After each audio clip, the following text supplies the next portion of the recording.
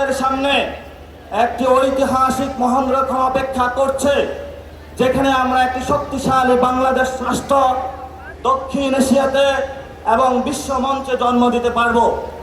আপনারা জানেন, আমরা ক্যাম্পাসের সেই গাছের নিচে বসে আড্ডা পাঠ চক্রের মাধ্যমে বাংলাদেশের রাজনৈতিক পথ নির্দেশক কি হবে সেগুলো আমরা তৈরি করেছিলাম। সেখানে গঠন হয়েছিল ছাত্র শক্তি।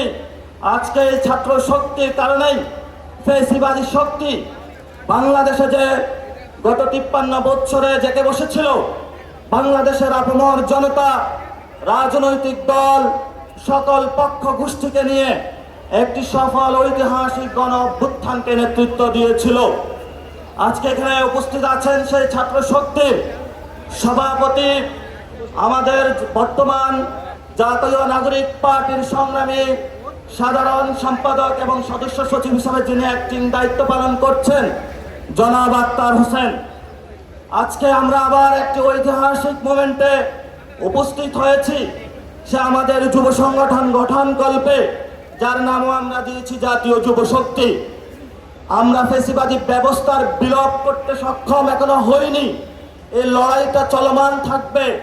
তেমনিভাবে নতুন বন্দোবস্ত এবং একটি মর্যাদাকর রাষ্ট্র প্রতিষ্ঠার জন্য যে সংগ্রাম, আগামীর বাংলাদেশের শতকে শতকে এই সংগ্রামের যে ঝান্ডা এবং পতাকা যাদের নেতৃত্বে বাংলাদেশে উঠবে, তারা হলো আগামীর বাংলাদেশের যুব শক্তি। আর সেই যুব শক্তির প্রাণভোমরা আপনারা আজকে আমার সামনে বসে আছেন। এখানে উপস্থিত আছেন বিভিন্ন রাজনৈতিক দলের বিভিন্ন সংগ্রামী নেতৃবৃন্দ, উপস্থিত আছেন গণ অভ্যুত্থানের আমাদের মা এবং বোনেরা, যারা যদি মাঠে না আসতে গণ অভ্যুত্থান সফল হতো না। উপস্থিত আছেন তরুণ যুবরা, যাদের রক্তের উপর দিয়ে বাংলাদেশে একটি নতুন গণতান্ত্রিক প্রক্রিয়ায় প্রবেশ করেছে। আমরা গত 3 মাস জাতীয় নাগরিক পার্টি প্রকাশের পর থেকে 64 জেলায় যোগাযোগ করেছিলাম, কিভাবে ঐতিহাসিক যে জরাজীর্ণ বাংলাদেশের যে যুব সংগঠনগুলো রয়েছে, ছাত্র সংগঠনগুলো রয়েছে, সেই ফ্যাসিবাদী থেকে কায়দা থেকে বের হয়ে নতুন একটি পদ্ধতির মাধ্যমে, নতুন একটি সিস্টেমের মাধ্যমে, নতুন একটি বন্দোবস্তের মাধ্যমে কিভাবে বাংলাদেশের যে আপামর যুব গোষ্ঠী রয়েছে তাদের জন্য কাজ করা যায়, সেজন্য সেই প্রক্রিয়া শুরু করি।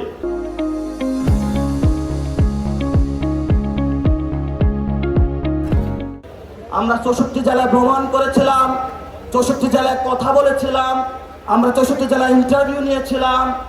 আমরা আমাদের মাইনরিটি সেকশনের সাথে কথা বলেছি, আমরা আমাদের আলেম সমাজের সাথে কথা বলেছি, আমরা আমাদের মা বোনদের সাথে কথা বলেছি, তরুণ যুবা যারা পিছিয়ে পড়া সমাজ তাদের সাথে কথা বলেছি, বিভিন্ন রাজনৈতিক দলের সাথে কথা বলেছি, সমাজের যারা সিনিয়র সিটিজেন তাদের সাথে কথা বলেছি, সমাজের যারা ছাত্র জনতা তাদের সাথে কথা বলেছি, সমাজের যারা ব্যবসায়ী তাদের সাথে কথা বলেছি।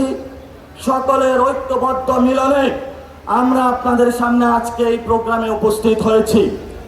এই প্রোগ্রাম একটি ধারাবাহিক প্রক্রিয়ার মধ্য দিয়ে আমাদের তেমনিভাবে নারী সংগঠন আমরা কাজ করে চলছি, শ্রমিক সংগঠনের কাজ করে চলছি, আমাদের ডায়াসপোরা সেকশনের কাজ করে চলছি, ডাক্তার, আইনজীবী, বিভিন্ন পেশাজীবী সেই সংগঠন রয়েছে সেগুলোর কাজ করে চলছি।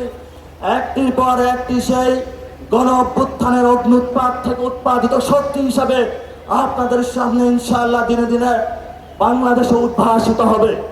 এবং আজকে প্রথম সেই উদ্ভাসিতের তালিকায় জাতীয় যুব শক্তি স্থান করে নিয়েছে।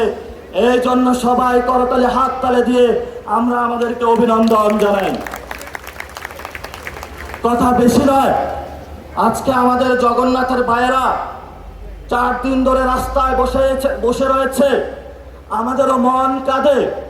আমরা সরকারকে দাবি জানাবো একটি সঠিক সুষ্ঠু সমাধানের মাধ্যমে আমাদের এবং এই ভাইরা বোনেরা যারা রাস্তায় বসে আছে তাদেরকে আপনারা মুক্তি দিন। দীর্ঘদিন ধরে জগন্নাথ ভার্সিটি একটি স্বৈরতান্ত্রিক কাঠামোর মধ্য দিয়ে না তাদের শিক্ষা ব্যবস্থা উন্নীত হয়েছে, না তাদের আবাসন ব্যবস্থা।